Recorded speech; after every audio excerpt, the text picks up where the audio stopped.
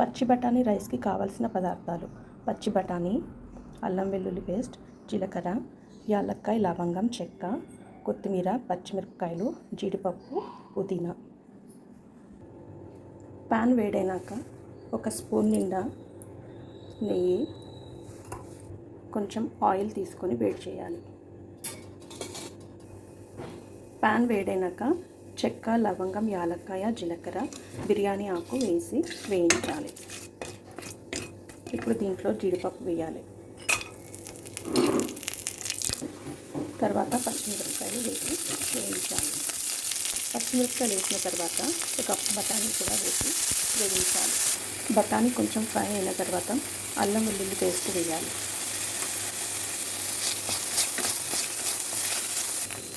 అల్లం వెల్లుల్లి పేస్ట్ పచ్చివాసన పోయిన తర్వాత కొంచెం పుదీనా,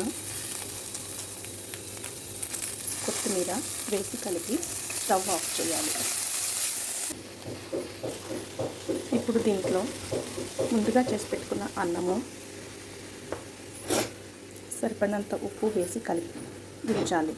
బఠానీ రైస్ రెడీ.